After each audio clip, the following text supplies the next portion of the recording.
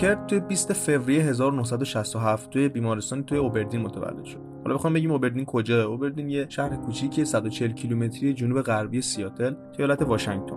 پدر و مادر کرت یعنی وندی اوکانر و دانالد کوبین به شغل پیشخدمتی و مکانیکی مشغول بودن. حدود 6 ماه از تولد کرت میگذره که اینا نقل مکان میکنن و میرن به اوبردین، همون جایی که کرت توش بزرگ میشه. کرت توی کودکیش از بیش فعالی رنج میبرد. به خاطر همین موضوع پزشکا براش داروی ریتالین رو تجویز میکنن و با این وجود خیلی هم روش تاثیر نداره و انرژی کرت انقدر زیاد بود که یه جوری معضل شده بود برای باباش و این موضوع باعث میشد دونالد مسخره کنه کرتو و این روی روحیه کرت واقعا تاثیرات منفی میذاره تو همون اوج کودکیش.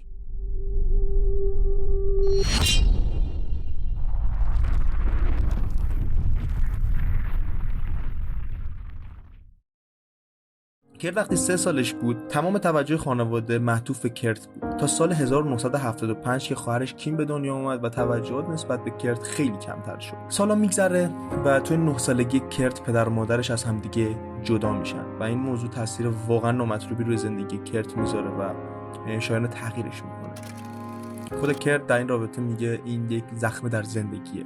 وقتی که دونالد از وندی جدا میشه، وندی کیمو برمیداره و دونالد کرت و دونالد با همدیگه میرن به شهر مونتسانو توی واشنگتن برای ادامه زندگی و ادامه تحصیل کرت که توی اونجا دونالد دوباره یک ازدواج مجددی رو انجام میده، ولی هیچ وقت کرت نمیتونه با نامادریشون ارتباط مناسب رو داشته باشه به خاطر اینکه دلیل یه جورایی طلاقشون رو ازدواج این خانوم میدونن و یه جورایی میدونید با موضوع طلاق مادرش کنار نمیاد. به خاطر این موضوع وقت نمیتونه ارتباط عاطفی خوبی رو چه با مادرش چه با بچه‌هایی که حاصل از ازدواج پدرش با اون خانم هستن رو درک کنه. به خاطر همین همیشه باشون رفتار نامناسب داشت و این باعث شده بود که حتی نامادریش از پدر کرت یعنی دونالد بخواد که کرت از خونه بندازه بیرون. ولی خب پدر کرت این کارو نمیکنه، اما خود کرت میفهمه که دیگه موقعیت مناسب و شرط مناسبی برای زندگی کردن توی خونه نیست و وقتشه که خود کرت از اون خونه بره. حدود 1 سال سرگردان میمونه کرت و توی خونه‌های فک و فامیل زندگی میکنه. حتی که از دوستاش میگه که حدود 1 سال روی کاناپه من میخوابید و این موضوع باعث شد ضربه شدیدی به روحیه و روان کرت وارد بشه و توی آیندهش هم تأثیر بذاره. خود کرت میگه که من بعد از این مدتی متوجه شدم که باید ماریجوانا مصرف کنم به خاطر اینکه این باعث میشد که از مشکلات روحی روانی یه مقدار فاصله بگیرم و یه جورایی بهم آرامش میداد که حالا بعدتر کرت دچار اعتیاد به داروهای سنگین‌تری میشه و در آخر هم هروئین. اگر بخوایم در رابطه با خود شهر اوبردین ما هم دیگه صحبت کنیم، یکی از دوستای کرت توی مستندی که مرتبط به کرت بود داشت تعریف میکرد اونجا شهر همیشه بارونی و ابریه و خیلی سخته که توی اون منطقه زندگی کنی و افسرده نشی. موقعیت شغلی اونجا زیاد جالب نیست و اصولا مردم از طبقه متوسط رو به پایینن، یعنی در این حد که اگر شما غذا برای خوردن داری پس فقیر نیستی. اصولا چک خدمات اجتماعی سر ماه به دست مردم میرسید و مردم تا 2 هفته اول بارا رو به شدت شلوغ میکردن و 2 هفته دوم پولا که تموم میشد کلا بارا خلوت بود. خود کرت در رابطه با همون ارتباط پدر و مادرش و اون جداییشون توی ترک قاچ از آلبوم بلیچ از گروه نیروانا در این رابطه صحبت میکنه، از کودکیش و جدایی والدینش و موضوعات مختلف نسبت به کودکیش. یا مثلا توی آلبوم Nevermind در رابطه با همین موضوع صحبت میکنه، اون دورانی که آواره میشه و تنها داره زندگی میکنه و افکار خودکشی داشته و عوامل متفاوت و اتفاقات مختلفی که براش میفته. البته خود خواهر کرت توی مصاحبه‌ای گفته که یه جورایی کرت در این رابطه بزرگ نمایی کرده و داستان سرایی کرده. یه جوری کرت انگار علاقه داشته به اینکه داستان سرایی کنه، یک موضوع رو خیلی بزرگتر از اون چیزی که بوده جلوش بده تا برای مردم جذاب‌تر باشه. میگه که همیشه من شرمنده بودم از اینکه پدر و مادرم از همدیگه جدا هستن و همدیگه جدا زندگی میکنن و بابت این موضوع از دوستام خجالت میکشم. بخوام اگر راجع به علاقه‌مندی و چگونگی علاقه‌مندی کرت به موزیک صحبت کنیم که خب توی اون بره از تاریخ گروه بیتلز و مانکیز ترکونده بودن و همه به سمت این گروه‌ها کشیده میشدن. خود کرت هم از این قاعده مستثنا نبود و اولین گروهایی که گوش میکرد گروه بیتلز و گروه مانکیز بودن. بعد از اون میره سمت گروه کیس، سکس پیستلز یا بلک سبت و کلش که حالا توی یکی از مصاحباتش هم کرت میاد صحبت میکنه در این رابطه و میگه که یه سری میاد یه دونه پوستر از سکس پیستلز میبینه توی یکی از مجله ها و این باعث میشه که علاقه‌مند شه که عضو گروه پانک باشه. توی اون شهری که کرتینا زندگی میکردن یه شهری بودش که خیلی راکخیز بود به اصطلاح اگر بخوایم بگیم و خیلی گروه‌های مختلفی بودن که فعالیت میکردن مثل چرچیل 11 یا گروه‌های مختلفی که باعث میشد برن تو کار راکو بتره کنن. کرت تو 14 سالگیش اولین گیتارش رو از دایش دیگه گرفت. بعد از اون یه جلسه به کلاس تربیت گیتار رفت ولی بعد از اون ول کرد و ترجیح داد که خودش گیتار رو یاد بگیره و بعد از اونم شروع کرد به نواختن.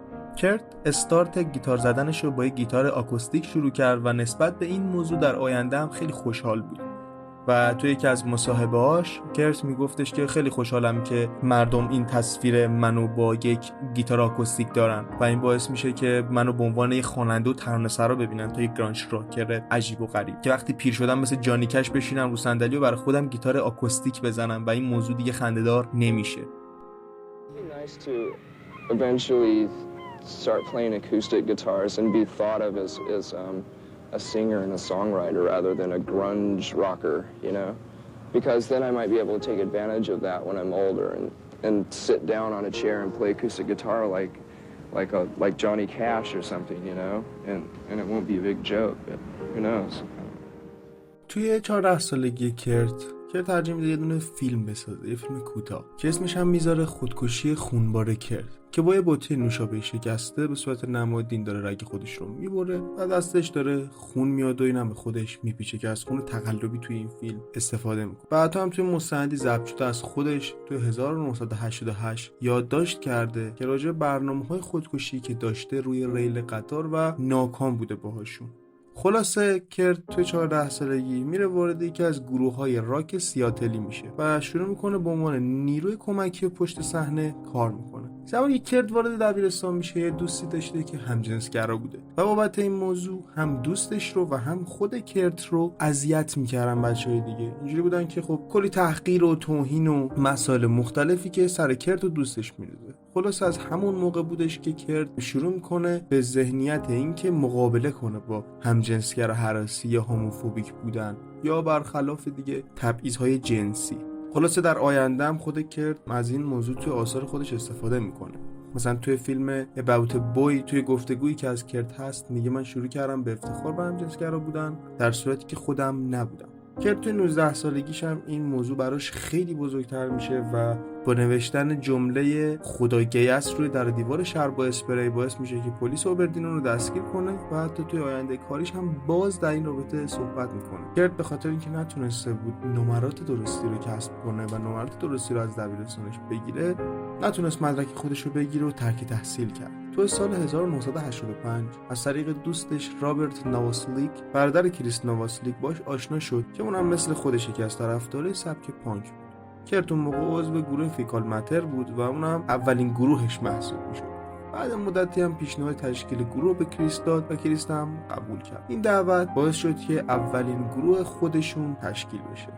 آرن بوکهارت عضو اسبق گروه نیروانا توی یکی از مصاحبه‌ای که راجع به کرت بود در رابطه با تشکیل این بند صحبت میکنه و ماجرای جالبی داشتن. بودن چندین اسم میذارن و باز تغییرش میدن. مثلا اولین اسمی که این گروه داشت اسکید رو بود که میشه قطار بدون ترمز که تونسته بودن با این بند اجرای شبانه داشته باشن. خلاصه میگذره و فرداش خود اران تعریف میکنه که روز بعد از اجرا رفتم دیدم که یه سپاهی جلوی کرته و کرت داره نقاشی میکنه. بهش گفتم چیه؟ من متوجه شدم که یک خودکار خیلی بزرگیه که سر خودکار جویده شده و از اون بعد اسممون شد پنکاپچیو یا جویدن سر خودکار. یه چند تا اجرا با همون اسمم داشتیم و بازم کرت خسته شد و اسم تد فردو گذاشتیم رو خودمون. میگه باز دوباره با این اسم بودیم و دوباره کمی نگذشت که تصمیم گرفتیم اسممون رو عوض کنیم بذاریم بلیس. دوباره یه مقدار دیگه میگذره و برای بار پنجم و بار آخر اسم بند رو گذاشتیم نیروانا. دقیقه اولین قرار کرت و کورتنی با هم دقیق مشخص نیست. طبق بیوگرافی مایکل آزراد تو سال 1993 بیا همونطور که هستی این دو نفر توی کنسرت دراما بامز توی اوایل سال 1989 با هم دیگه ملاقات کردن، جایی که نیروانا اولین نمایش بود. با این حال توی بیوگرافی چارلز کراس توی سال 2001 خود کرت میاد میگه که یکی دو سال توی یکی از نمایش‌های نیروانا با هم آشنا شدن. بورد ترو نویسنده انگلیسی هر دو این ادعا رو رد میکنه و ادعا میکنه که این زوج در ماه می 1991 توی کنسرتی با هات هولد سرفس و L7 معرفی کرده. در هر صورت کرت از طریق بازی توی فیلم مستقیم به جهنم توی سال 1987 اسم لاو رو میشنوه و قبل از اینکه به صورت رسمی این دو نفر ارتباطشون بخواد برقرار بشه میدونسته ارتباط کرت با گروه نیروانا رو. به نظر میرسه که خود کورتنی هم به این رابطه علاقه‌مند بوده، ولی خب خود کرت ظاهراً پیشرفتش برای چند ماه متوقف شده بود و خیلی مثل اینکه راضی نبود از این رابطه. بازم مثلا اگه بخوایم راجع به تاریخ دقیق زوج شدنشون به صورت رسمی حرف بزنیم باز دوباره به زمان دقیقی نمیرسیم. خود کرت تقریباً اکثر قرارهای اصلیشون رو قطع می‌کرده و تلفن‌های کورتنی رو جواب نمیداده و خود کرت میگه من مصمم بودم چند ماه مجرد بشم، اما میدونستم که فوراً انقدر از کورتنی خوشم میاد که دوریمو برای این همه ماه سخته. خود کرت بعداً میگه که من چند ماه نیاز داشتم که مجرد بشم، اما یه جوری کورتنی برای من به شکلیه که نمیتونم چندین ماه بدون اون زندگی کنم و سخته برام. در صورت کرت و کورتنی سرانجام توی سال 1991 همه چیزو رسمی کردن.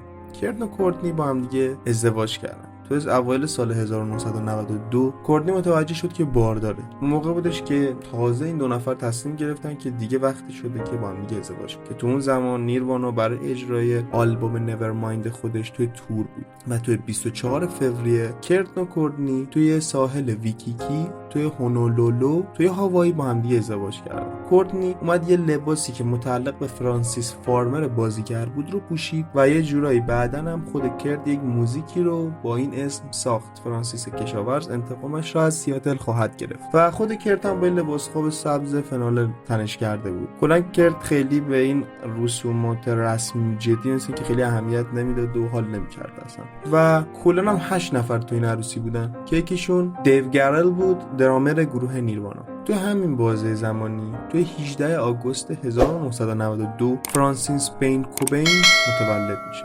اوایل رابطه زوج شده کرت و کورتنی یه جوری با مواد خدشه‌دار شده بود. این دو نفر واقعا استفاده مواد و هروئین زیادی داشتن و کورتنی متوجه شده بود که بارداره و هر دو تلاش کرده بودن که پاک بشن. کرت بعد مدت کوتاهی بعد ازدواجشون شروع کرد و پرخوری کردن و کورتنی هم تلاش میکرد هروئین خودش رو کمتر و کمتر کنه. مصرف مواد مخدر اونو به قدر گسترده‌ای شناخته شده بود و توی بعد تولد فرزندشون فرانسیس مشکلاتی رو ایجاد میکرد. توی آگوست سال 1992 کورتنی تنها فرزند این زوج یعنی فرانسیس بین کوبین رو به دنیا آورد. تنها چند روز بعد از این جریان بود که خدمات حفاظت از کودکان اومد سراغشون و اومد ارزیابی کنه کرت و کورتنی جفتشون اولا که پاک هستن و یا اینکه محیط مناسبی برای بزرگ کردن فرانسیس دارن یا ندارن یا صرفا میخوان آزار و اذیتش کنن. که خب طبق گفته ها اولین و آخرین بار نبود که این دو نفر داشتن میجنگیدن برای اینکه فرانسیس رو حفظ کنن. توی سال 1992 کورتنی رفته مصاحبه شرکت کرد به اسم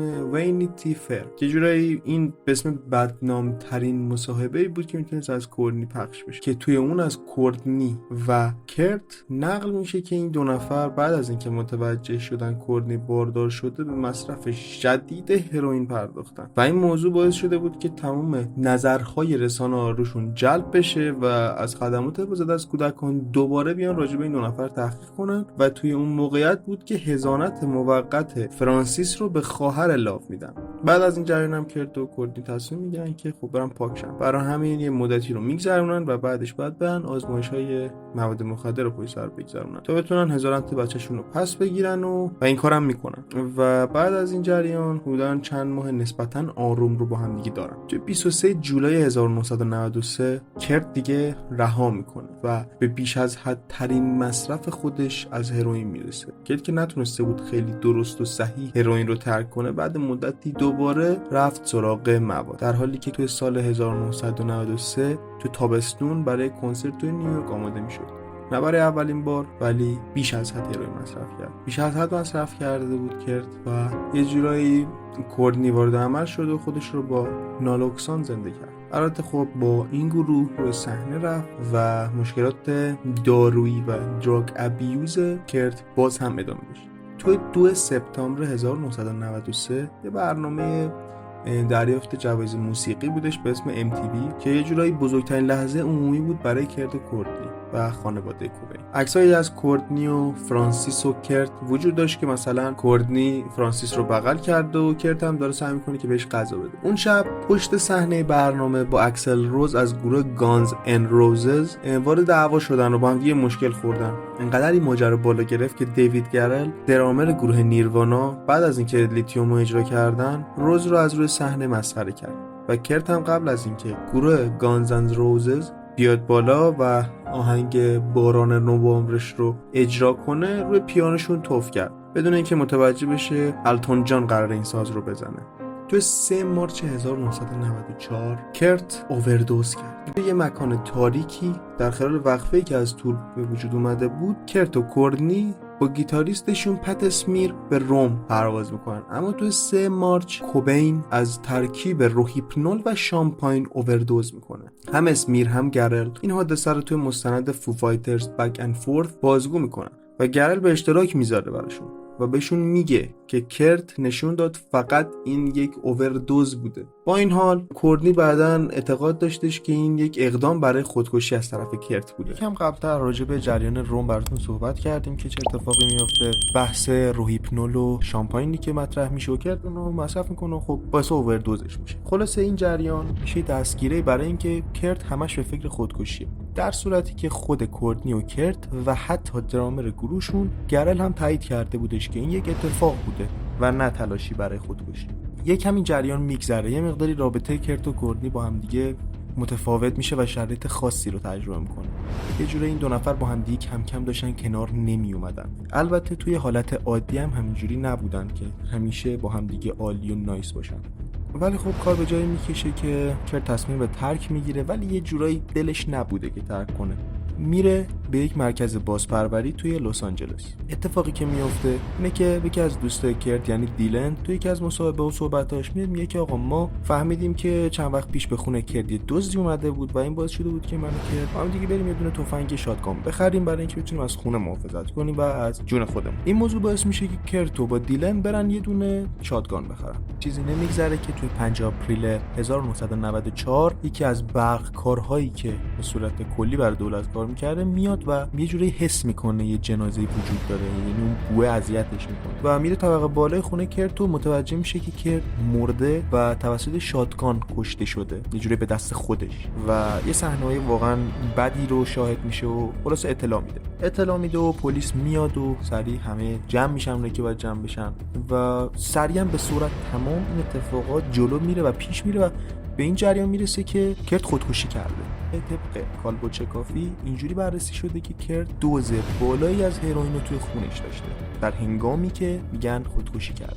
اگر بخوام گزارش سمشناسی کرت کوبین رو بدیم، هروئین داخل خونش 1.52 میلی گرم در هر لیتر گزارش شده که نشون میده 5 گرم هروئین توی سطح خونش بوده، یعنی 0.035 که این بیش از حد مصرف یک معتاده و یه جورایی گفته میشه کسی که معتاد به هروئینه حدوداً 60 میلی گرم هر بار مصرف میکنه و یه جورایی اون صحبتی که داریم از این مقدار میکنیم 200 میلی گرمه، یعنی 225 که همین مقدار مصرف یعنی 3 برابر از مصرف کشنده بیشتر که 70 برابر افراد معمول و 3 برابر از حد کشنده هروئین توی خونه یه نفر بوده و باز هم به سطحی از آگاهی و هوشیاری بوده که تونسته با تفنگ به خودش شلیک کنه و خودشو بکشه، یعنی یه جورایی اون سطح از هروئین شما رو از پا در میاره حتی اگر دوزتون خیلی خیلی هم بالا باشه. البته این موضوع مورد بحث قرار میگیره و یه جوری توی مستند دیگه که ساخته میشه کورتنی با یک پزشکی صحبت میکنه و اون پزشک میاد میگه که خب نه، افرادی بودن که از متادون هم استفاده کردن و در همین میزان بوده، ولی خب این اتفاق نیفتاده و یه پرونده مشابه بوده که بعد از اینکه متادون رو مصرف کرده فرد خودش رو کشته. ولی خب بحثی که افرادی که توی این پرونده بودن، یعنی افرادی که دارن در رابطه با این پرونده صحبت میکنن، اینه که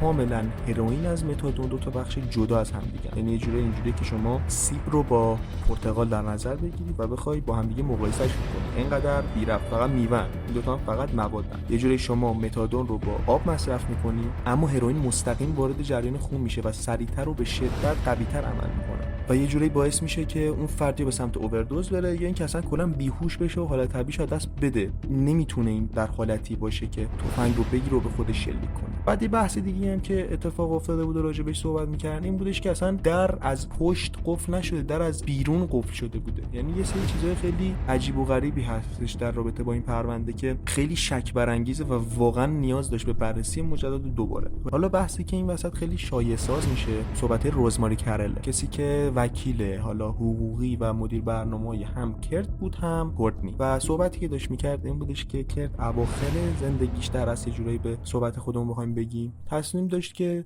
کورتنی رو از وصیت‌نامه خودش پاک کنه و یه جوری تصمیم گرفته بودش که از کورتنی طلاق بگیره و حالا نمیدونیم که کورتنی از این جریان باخبر میشه یا باخبر نمیشه، ولی خلاصه همچین برنامه‌هایی داشت. تام گرانت توی همون مستند در این رابطه خیلی سعی می‌کرد ارتباطش رو با روزماری گسترده‌تر کنه تا بتونه به نتایج متفاوتی برسه، چون نه دیلن می‌خواست نم پس بده، نه کورتنی علاقه به این کار داشت، نه رفیقای دیگه کرد. بیشتر کسی که دوست داشت تو این پرونده کمک کنه روزماری کرل بود که اتفاقات جالبی هم میفته. مثلا روزماری میگه بعد از کشته شدن کرد کورتنی میاد خونه من و کیف خودش رو جا میذاره. حالا تو کیف چی بوده؟ در رابطه با این موضوع باید بگیم که یک یادداشت خودکشی از کرد پیدا میشه و توی این چند خط آخر یه مقداری بولد شده تر و با دستخطی متفاوت تر نوشته شده. اول اون نامه داره در رابطه با موزیک و سلاح و مسائل مختلف و یه جوری خاطرات صحبت میکنه و آخر نامه تصمیم میگیره که یهو راجع به خودکشی صحبت کنه. اونم یه یادداشت خودکشی خیلی کلیشه‌ای و عجیب و غریب، اینکه من نیستم شاید با نبود من خیلی خوشحال‌تر باشن و خیلی دوستتون دارم و از این مسائل کلیشه‌ای که هر کسی تو یادداشت خودکشی خودش انجام میده. روزماری کرل میگه وقتی که کیفی و کورتنی تو خونه من جا گذاشت توش چند تا برگه بود که داشت یه جورای تقلید و تمرین میکرد برای یاد گرفتن دستخطی که شبیه کرته و این خیلی متعجب کننده است که خب برای چی؟ یه جورای روزماری مادر خونده فرانسیس بود و هم دوست کرت بود و هم دوست کورتنی، ولی یه سری چیزا خب باعث شده بود که مشکوکش کنه روزماری رو و به روند پرونده شاید یه مقداری کمک بخواد بکنه، ولی خب در از پرونده دیگه نبود، چون که پلیس که بسته بود پرونده رو و گفته بود که این خودکشی بوده. رئیس پلیس سیاتل شخصی به اسم سایزنسکی میگه که خب این موضوع برای ما خیلی موضوع عجیبیه و تعجب میکنیم که چرا پلیسای اون موقع و حالا کارگاه‌ها اینقدر جدی بررسیش نکردن ماجرا رو. یه جوری تصمیم میگیره که بره سراغش و پیشو بگیره، ولی خب باز براش یه جورایی تایید شده بوده که این خودکشی بود و باز پیگیری نمیشه. ولی خب رئیس پلیسای گذشته دیگه که توی مستند بودن میگفتن اگر ما بودیم دوباره این پرونده رو باز می‌کردیم و پیگیریش می‌کردیم، ولی خب باز هیچ وقت به صورت جدی دنبالش گرفته نشد و پرونده همینجوری بسته مونده تا اینکه یه روزی برسه و این پرونده باز بشه و جواب نهایی به دست بیاد. شاید هم هیچ وقت این اتفاق نیفته. حالا چیزی که جالبه اینه که بعد از مرگ کرد 1 میلیارد دلار به فرانسیس و کورتنی میرسه. فرانسیس که حقشه، کاری نداریم بهش، ولی جریان کورتنی با صحبتایی که روزماری کرل میکنه که کرد برنامه داشته برای طلاق گرفتن خیلی ماجرا جالب میکنه. ولی خب بگذریم. خیلی ممنون که تا اینجا گوش کردین. تا برنامه دیگه فعلا. اگر از این ویدیو خوشتون اومد حتما لایک کنید و کانال رو سابسکرایب کنید و نظراتتون رو برامون بنویسید. خیلی ممنون که هستین. تا دیدار دیگر، بدرود.